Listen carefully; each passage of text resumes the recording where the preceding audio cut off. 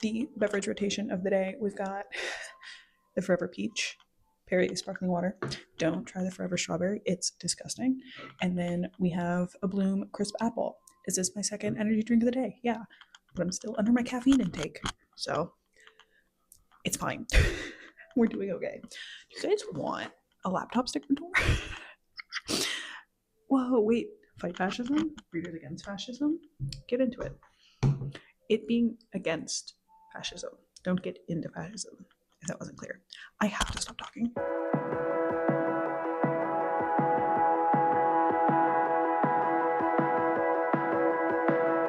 Hey book people, welcome to K Essential Books. My name is Claire, and today I'm here to react to the 2026 International Booker Prize longlist. If you followed my Booker content in the fall, you will know that I don't really go into these things knowing too much about the books themselves. I kind of just like to let the longlist take me where it wants to lead me, for better or for worse. A lot of the times for the worse, let's be honest. But in a shocking turn of events, I've actually done research on some of these titles this year. I didn't want to just wildly request every book from my library and then not read them, as I've been known to do in the past. So turning over a new leaf, being a better person this year, or at least trying to. So I've actually looked into these books. That being said, this is my version of research. I still don't want to read a full synopsis if I don't have to. If the situation demands it, I will do so. But generally, I'm trying to know as little as possible while still having some understanding of whether or not I have the potential to enjoy the book. I don't want to read a full synopsis because I need some intrigue to remain if I'm actually motivated to read the book, if that makes any sense. It probably doesn't. I don't know how I do this. I don't know how I read books. I don't know how many of these I will actually get to. I read 4 last year from the international list. I'm hoping to maybe read 5, although admittedly some of these books aren't published in the US until months from now, and they're the ones I want to read most. I don't know. We're hoping for 5 out of 13. That's not bad. Whatever. If you're not familiar with the International Booker Prize, I just have some information from the website to explain it to you because I'm not an authority on anything ever. I'll leave links in the description. Do with that information what you will. Basically, it's a literary prize celebrating translated works. From the website, this year's Booker's Dozen features stories of witchcraft, warfare, trauma, transformation, and more. Sounds exciting. The selection, which was chosen from 128 books submitted by publishers, celebrates the best works of long-form fiction or collections of short stories translated into English and published in the UK and or Ireland between May 1st, 2025 and April 30th, 2026. The shortlist of 6 books will be announced on Tuesday, March 31st, and the winner will be announced on Tuesday, May 19th. So between now and May 19th, just want to read 5 of these books. That doesn't sound crazy. It doesn't sound impossible, but knowing me, that's not likely, actually. I don't know. Okay, last bit of information from the website, then we'll actually start talking about the books. This year's selection by the judges features 13 books translated from 11 languages by authors and translators representing 14 nationalities, 3 debuts along with 13 previous nominees, including 5 returning author-translator pairings, 2 books published in their original languages over 30 years ago, one that is banned in Iran, written by an author previously imprisoned for her writing, and authors who include an award-winning actor, a historian on mountains and forests, an environmental and feminist activist, and writers of manga, screenplays, and poetry. So, quite a grouping we've got here. Okay, so let's talk about the 13 long-listed titles. The first one is The Nights Are Quiet in Tehran. This is translated from the German. When I said I did research, basically I read the first and last lines of a synopsis. That's kind of my gig. That's kind of my vibe. I don't need to know all the in-betweens. I don't want to know plot points. I want to know the most general statements that somebody can blurb about the book, if that makes any sense. That is the information that I will now pass on to you. So set across 4 decades from 1979 to 2009, this is a polyphonic novel of one family's fight from and return to Iran. I don't think I've ever pronounced Iran. I literally looked there is a Mac Miller song that I cannot remember the title of, but he raps Pakistan, Iraq, Iran, but he says Iran like Pakistan, Iran, like he rhymes those two, and it has messed with my pronunciation of the country of Iran ever since. How much free space would I have in my mind if I removed Mac Miller lyrics? I don't want to, but I'm just saying, like, they probably take up more room than I should have allocated. Like, I have to stop talking. The book, okay. Set across 4 decades from 1979 to 2009, this is a polyphonic novel of one family's flight from and return to Iran. The Nights Are Quiet in Tehran is a moving novel about revolution, oppression, resistance, and the absolute desire for freedom. Based on that very little information, I think this one sounds promising. Also interesting that it's set in Tehran, but translated from the German. I would not connect that country and that language together, but what do I know? I wouldn't say this is at the top of my list, but it's definitely in the yes column versus there's some books on this list I probably will not attempt. Unless people tell me I need to, in which case I will. I'm very easily swayed, actually. I'm looking for books that people tell me are good, because most books that I read on my own I don't like. So, okay, this next one was an immediate yes for me. We Are Green and Trembling, translated from the Spanish. This is one, like, I put my library hold in immediately. It's blurred as a queer, baroque, tender, and surreal novel that conveys glimmers of hope for the future within the brutal colonial history of Latin America. See? Promising. Based on the life of Antonio, they're going to make me pronounce a name, and I'm going to butcher it, Antonio de Rosso? I don't know. A real figure from the Spanish conquest, We Are Green and Trembling offers a critique of religious tyranny and the mistreatment of women and indigenous people, finding in the rainforest a magical space where transformation is not only possible, but necessary. Listen, religious tyranny, right up my alley. Love to read about that kind of stuff. I've definitely seen this one before as well. It's a New Directions publication, and I love the work that New Directions does. It's also won the National Book Award for Translated Literature, so a lot of promising things about this one. I'm excited to get to this one. Okay, moving on, we have The Remembered Soldier. This is translated from the Dutch. Truthfully, this is one I will probably be skipping unless there's significant fanfare from people I trust. It just does not sound appealing to me personally, but that may change. Please prove me wrong. Set in the aftermath of the First World War, this is an extraordinary love story about the power of memory and imagination. That line does not speak to me. I'm so sorry. In The Remembered Soldier, the author immerses us in the psyche of a war-traumatized man who has lost his identity. It does not speak to me. I'm sorry. Like, I don't know. If you like this book, please let me know. Otherwise, I will likely be skipping it. And yeah, that's all I have to say. Okay. Moving on, we have The Deserters, and this is translated from the French. A mesmerizing and inventive novel that lays bare the devastations of war on the most intimate aspects of our lives. We got another war book. They did say war was one of the themes here, but I'm never seeking out a novel about war. I don't know how to dig deeper into that. I'm not seeking out a novel about war. That's just not my bag. I was a history major. I've read a lot about wars in my day. Moving on. The Deserters intimately examines the ravages of war and asks what remains of ourselves in its wreckage. Yeah, I don't know, y'all. This is probably going to be another skip. I don't really have much else to say on that. It doesn't jump out at me as something that would be up my alley. This next one, okay. Small Comfort, translated from the Swedish. This author, Genberg, I want to say. I've not been pronouncing authors' names because I don't want to butcher them. I will look up pronunciation and then I still pronounce it wrong. I can read it, I can hear it, and then saying it is a whole separate thing. I have been studying French since I was 12 years old.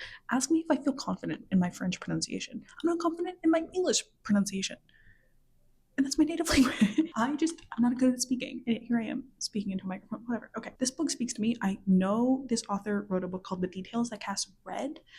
I can't remember if she enjoyed it, but I remember her reading it. Let me just talk about it. Intricately built and wickedly humorous, these 5 interconnected short stories are all about one thing: money. That doesn't tell me much of anything. This is also the shortest synopsis, so I am just going to read all of it. Okay. From an interview with a child star turned thief to the mysterious death of an employee at a drug manufacturer, or the couple feigning marital bliss to keep their inheritance, Ia Genberg carefully unravels the value we place on both money and people. What does it really mean to be in debt to someone? How does our financial worth permeate the ways we think and feel? And what do we lose when we supposedly win? An original and thought-provoking short story collection, Small Comfort skewers its characters, slyly implicating the reader along the way. That seems right up my alley, to be completely honest. I'm actually devastated. Like, I can't get my hand on this one. I don't think it publishes in the US until September. So I guess I could wait until, I think it publishes in the UK in March and order it from Blackwell, but like, let me check books out from the library. This is my issue with the Booker prizes, mostly. The accessibility of the books is difficult for me in the US over here. Next we have She Who Remains, which is translated from the Bulgarian. This says it's a dark and poetic novel about identity, gender, love, freedom, and societal norms. And that's all I need to know. I'm down. I literally have no other notes based on that. That's literally I don't think I've read anything translated from Bulgarian before either. That's interesting to me. Yeah, I'm down. Okay. Next, we have The Director, which is translated from the German. An Artist's Life in a Pact with the Devil. This is a novel about the dangerous illusions of the silver screen. The Director explores the complicated relationships and distinctions between art and power, beauty and barbarism, cog and conspirator.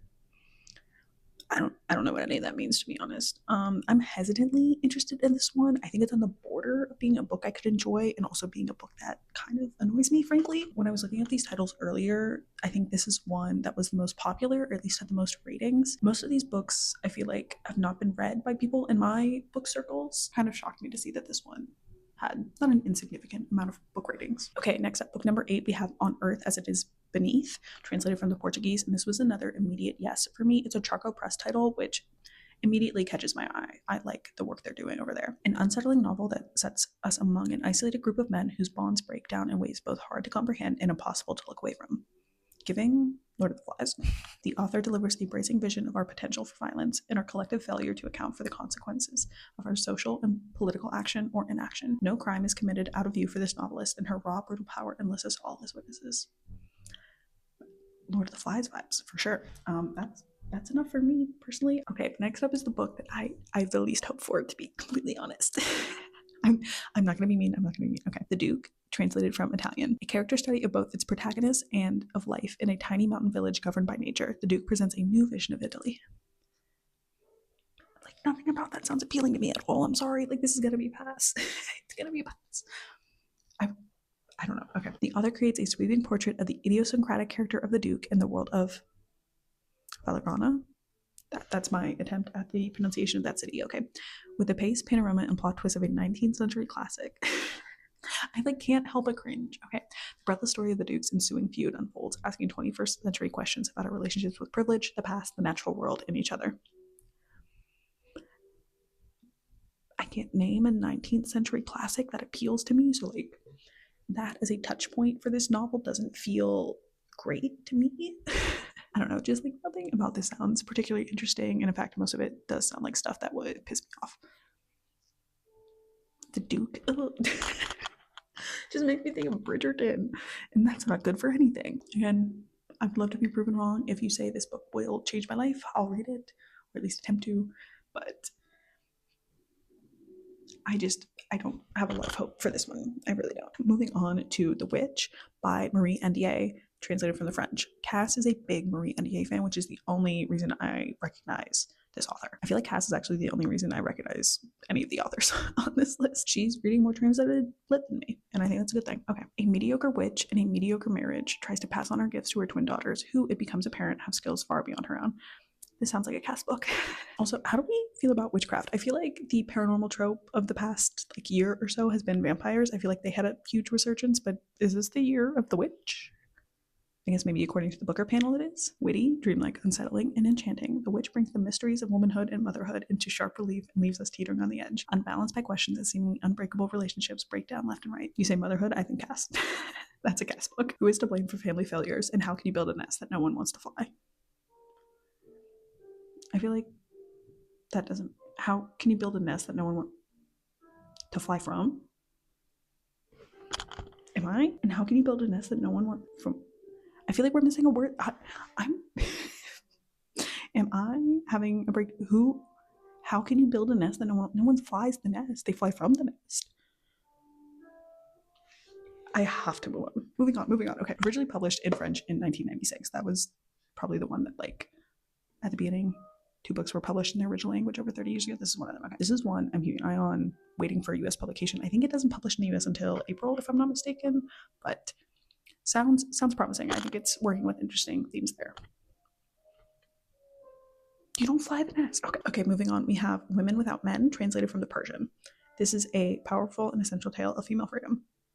And that tells me nothing, so I'm going to have to read the whole synopsis here again. Hold on. An internationally acclaimed novel that traces the interwoven destinies of 5 women, including a wealthy, middle-aged housewife, a sex worker, and a school teacher, as they arrive by different paths to live together in an abundant garden on the outskirts of Tehran. Tehran, mentioned again, okay. Drawing on elements of Islamic mysticism and recent Iranian history, the novel depicts women escaping the narrow confines of family and society and imagines their future living in a world without men. Originally published in Persian in 1989 and banned in Iran ever since. So this is the other one that was published 30 years ago. This is another automatic request for me. I do feel like this one suffers from just poor cover design. I feel like we can do more with such an interesting premise here. But yeah, I'm excited about this one. I feel like this sounds really good. Winding down, we have The Wax Child by Olga Ravin. I feel like I've heard people pronounce. Again, Cass is also read. Works by her. This is translated from the Danish. A chilling story about female power and brutality, nature and magic, and a dizzying insight into a 17th century worldview. This is the other witch book. You're the Witch. It's happening. Based on an infamous 17th century Danish witch trial. The Wax Child is a mesmerizing, frightening vision of a time when witches and magic were as real to the human mind as soil and seawater. What a weird comparison to make. I don't know. Yeah, okay. You're the Witch, I guess. Hesitantly interested about this one.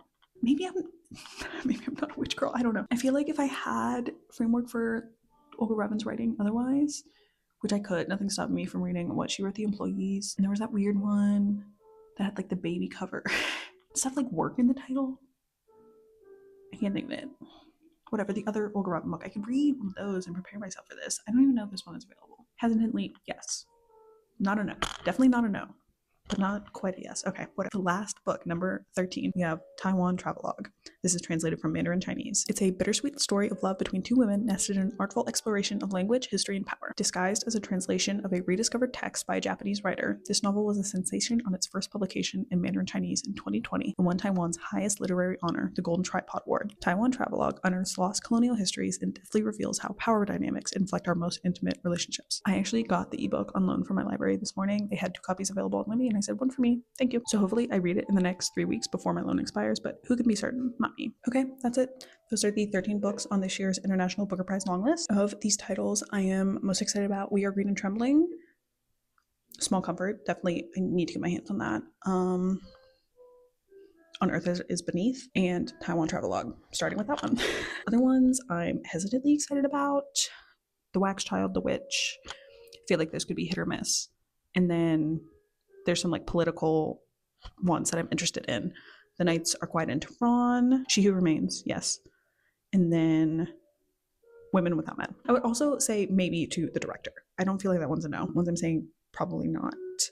The Remembered Soldier, The Deserters, The Duke. I'm sorry, is that mean? Nobody's making me read these books. I don't know why I'm apologizing to books that are nominated for a prestigious literary prize and me being like, I don't think I'm going to read. Like, nobody cares what I'm doing. It's stupid. So yeah, 3 of these books I'm probably not going to read unless somebody who I trust tells me to read them, or I don't know. I didn't even read the winner last year. I guess they could win the prize and I be persuaded that way, but I really don't think that's likely. So here are some translated books. If you read them, please let me know. I will attempt to read them, but we know how that goes around here. I attempt to read a lot of books. How many I actually read is less than the number I attempt, but we keep going. That's all I have. I will see you next time. Bye. Totally, completely off topic, but I'm going to an NBA game with my friends this weekend, and they don't follow the NBA like I do, because why would they? They have brains and lives, and I've got nothing but free time. So I'm like, hey, do you want me to make a PowerPoint for you as like a little intro to the NBA? And they said yes. So lucky for them. I got busy in Canva. Do you know Canva has like little shortcuts you can do? I think it's kind of amazing. Oh yeah. My animations are killing me. Talking about the conferences. Imagine I just walk you through my little presentation on the NBA. Oh yeah, teaching them about the playoff structure. What's to learn about the play-in tournament. I forgot I put a Nas Reed dunk video in here. Look at him go. I don't have the sound on so you can't hear. I could narrate it for you, but I won't. I have to. Just know that this is what I do in my free time. I could be reading more books, but I'm making PowerPoints about the NBA. Okay, goodbye. Also, I got these sunglasses for $5 the other day. And they are quite ridiculous, but also I'm obsessed with them. Something about the orange lenses. They really speak to me. They really speak to me. I think I need help.